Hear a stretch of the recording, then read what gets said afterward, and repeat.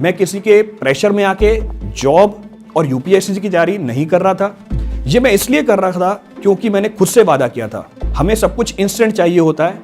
हमारे घर वाले ये सोचते हैं कि हमारी अगर इंजीनियरिंग पूरी हो गई है तो अब इसको कमाने भी लग जाना चाहिए, पर मुझे अपनी लाइफ सेट नहीं करनी थी, मुझे अपनी लाइफ को बनाना था। इस सारे स्ट्रेस और प्रेशर के बीच में जब मैं अपने घर वालों की तरफ देखता था, उनके जो सवाल थे वो मेरे सामने आके खड़े हो जाते थे। ये तेरे लिए सही नहीं होगा, ये तेरे कैरियर के लिए सही नहीं होगा, ये तेरे कैरियर को बर्बाद कर देगा। इस सारी प्रिपरेशन में मैंने एक चीज को कंक्लूड किया जो मोस्ट ऑफ दी स्टूडेंट्स गलत करते हैं। जो लोग भी तैयारी कर रहे हैं गेट टीएससी पीएसयू की, for them subscription is available at a price of 8,999। 60% of है और फी एक्सटेंशन भी है। आज इसका लास्ट डे है। सुपर 30 बैच जिसमें आप डायरेक्टली मेरे से कनेक्ट हो सकते हैं। कोई भी क्वेरी है 1-on-1 बेसिस पे मिलकर रेक्टिफाई कर सकते हैं जूम कॉल के ऊपर। इसमें सारे फीचर्स आपको प्लस और आइकॉनिक वाले तो मिल ही जाएंगे। दुनिया में 2 प्रकार के लोग होते हैं। पहले, जिन्हें यह पता होता है कि उन्हें फ्यूचर में क्या करना है, क्या बनना है, कैसे करना है, वो सब जानते हैं। दूसरे, जिन्हें इसके बारे में बिल्कुल आइडिया नहीं होता कि वो क्या कर रहे हैं या क्या करना चाहते हैं, या जो वो कर रहे हैं क्यों कर रहे हैं। कुछ सालों पहले तक मेरी कहानी भी कुछ ऐसे ही थी, पर उसके बावजूद मैं आप सब लोगों के सामने यहां खड़ा हूं। कैसे खड़ा हूं, यही बताने के लिए आज मैं यहां आया हूं। नमस्कार दोस्तों, मेरा नाम है जसपाल सिंह। मैं एक एक्स आईएएस ऑफिसर, एक साइंटिस्ट, एक एजुकेटर और एक मेंटर हूं।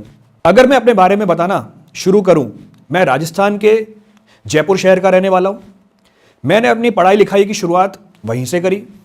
शुरुआत तो क्या ही कहेंगे, बस ऐसे ही कर रहा था, ऐसे ही चल रहा था।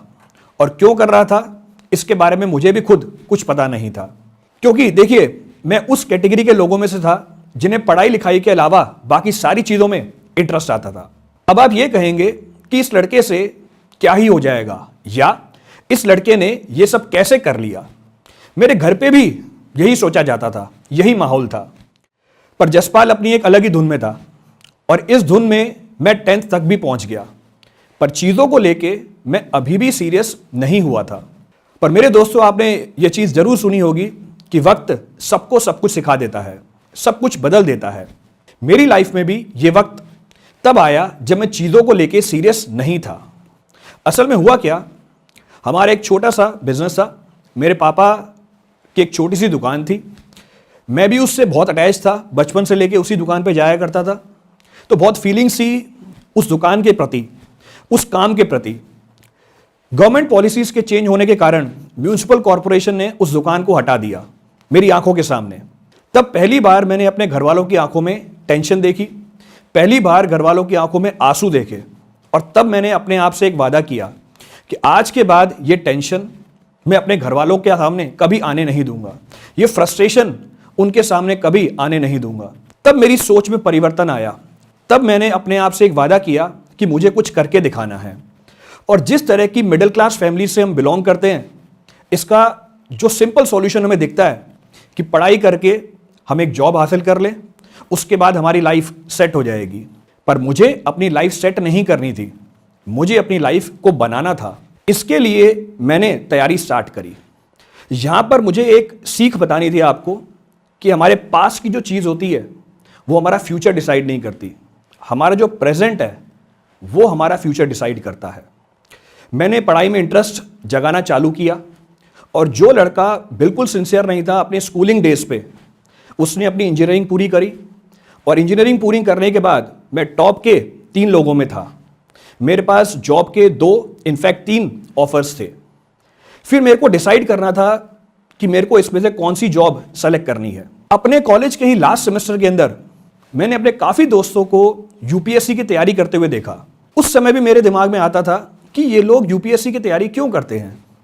मतलब हमें तो वो चीज़ लेनी चाहिए जो इंस्टेंटली मिल जाए।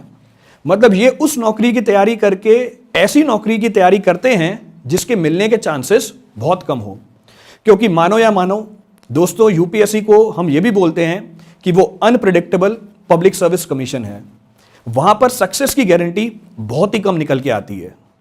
पर उन लोगों की डेडिकेशन, उन लोगों का फोकस देख के मेरे दिमाग में भी ये चीज़ आई कि मुझे भी एक अटेम्प्ट इसमें देना चाहिए, मुझे भी इसकी तैयारी करनी चाहिए, मुझे भी कुछ बड़ा सोचना चाहिए, क्योंकि यूपीएससी आपकी नहीं, आपकी पीढ़ियों की जिंदगी बदल के रख देता है। अब 2 ऑफर तो मुझे मिल ही चुके थे प्लेसमेंट के थ्रू अपने कॉलेज के अंदर।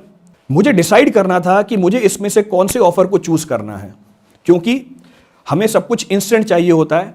हमारे घर वाले ये सोचते हैं कि हमारी अगर इंजीनियरिंग पूरी हो गई है तो अब इसको कमाने भी लग जाना चाहिए। इन दोनों जॉब ऑफर में से मैंने एक ऐसे ऑफर को चूज किया जिसके लिए मेरे सारे दोस्त मुझे मना करते थे कि अगर तूने ये ऑफर चूज किया, ये तेरे लिए सही नहीं होगा, ये तेरे कैरियर के लिए सही नहीं होगा, ये तेरे कैरियर को बर्बाद कर देगा। पर मुझे पता था कि मैं क्या कर रहा हूं। यहां से मैं आपको यह बताना चाहता हूं, आपको सेल्फ बिलीफ रखनी होगी, क्योंकि मैं ही ये जानता था मैं क्या कर रहा हूं और मुझे इसे अचीव करने के लिए क्या करना चाहिए। क्योंकि मुझे ये करना था, मुझे यूपीएससी क्लियर करनी थी और मैं करके ही रहूंगा। इसीलिए मैंने एक ऐसा ऑफर सेलेक्ट किया जो नॉर्मल के जस्ट ऑपोजिट था। मैंने अपनी तैयारी स्टार्ट करी। जॉब में खुद को संभाल पाना बहुत मुश्किल होता है, इसके साथ यूपीएससी की तैयारी करना मुश्किल ही नहीं, बहुत मुश्किल होता है। इसको मैंने मटीरियलाइज करने के लिए बहुत सारी चीज़ों के ऊपर ध्यान दिया, बहुत सारे छोटे पॉइंट्स के ऊपर ध्यान दिया। जैसे जो भी चीज़ मुझे प्रिपेयर करनी होती थी, तैयार करनी होती थी, उसको मैं छोटे छोटे पार्ट्स में डिवाइड करता था। जैसे जब मैं साइट पे जाता था, एक चैप्टर का पेज फाड़ के ले जाता था, उसी को पढ़ता था पूरे दिन, जो भी टाइम मुझे मिलता था। मैं अपने टारगेट्स को डिवाइड करके सब टारगेट्स के अंदर उसको अचीवेबल बनाता था। तो इससे मुझे यह भी सीखने को मिला कि अगर हमारे टारगेट्स छोटे हो जाते हैं, उसको अचीव करने में हमें आसानी होती है और एक मोटिवेशन भी मिलती है। अब ऐसा करना मेरे लिए कोई मजबूरी नहीं थी। मैं किसी के प्रेशर में आके जॉब और यूपीएससी की तैयारी नहीं कर रहा था। यह मैं इसलिए कर रहा था क्योंकि मैंने खुद से वादा किया था।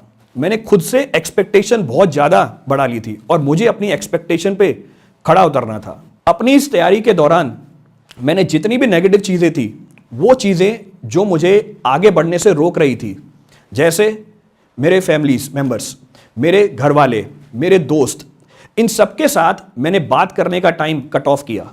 इन सबके साथ मैंने कम्युनिकेशन को कट ऑफ किया। कहने का मतलब है मैं अपने टारगेट की तरफ ओरिएंटेड था।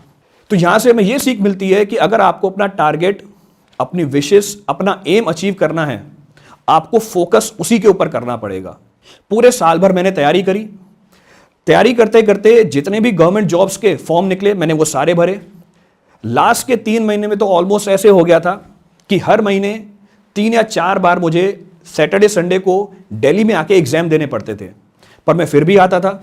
बहुत बार डिमोटिवेट भी हुआ, पर क्योंकि जो कैटलिस्ट था मेरा, जो मोटिवेशन थी, वो इतनी स्ट्रांग थी, जो मुझे डिराइव करती थी मेरे सपने को अचीव करने के लिए।